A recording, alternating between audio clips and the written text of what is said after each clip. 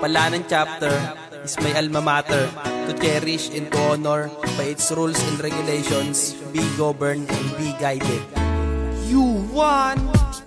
Kamusta kapatid? Ano na nga ba ang balita? Ito buo pa rin kami at laging may tiwala sa isa't isa na kailan may hindi mabubuwag. Mula noon hanggang ngayon ay lalo pang tumatatag. At kahit na anong pagsubok ang samin ay dumating, kaya namin lagpasan upang merong marating. Pagkat landas na tinatahak, may patnubay at gabay, disiplina at respeto aming ginawang tulay. Patungo kung saan kami ngayon nakarating. Asahan mo ang kapatiran ng siyang magsisilbing liwanag sa dilim na iyong binabagtas. Kapit kamay ka lang, wag kang kakalas. Aming adhikain ay tumulong sa aming mga kapwa, gumawa ng mabuti, maging magandang halimbawa, upang sa ganun maging huwaran sa iba na ang pagtulong sa kapwa ay napakasaya. Palanan ang aking pinagmulan, taas noo ako dahil dito walang iwanan. Palanan ang aking pinagmulan, merong pagkakaisa at merong pagtutulungan.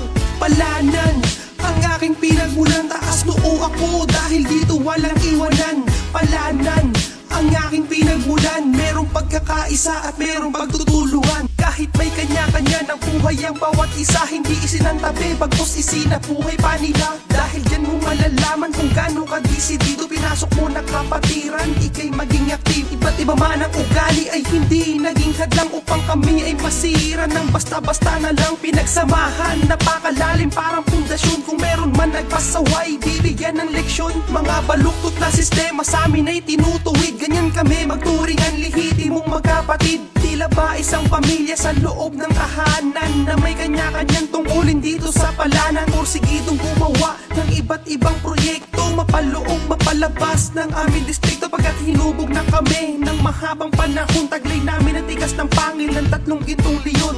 Palanan ang aking pinagmulan, taas noo ako dahil dito walang iwanan. Palanan ang aking pinagmulan, merong pagkakaisa at merong pagtutulungan. Palanan ang aking pinagmulan, taas noo ako dahil dito walang iwanan. Palanan ang aking pinagmulan, merong pagkakaisa at merong pagtutulungan.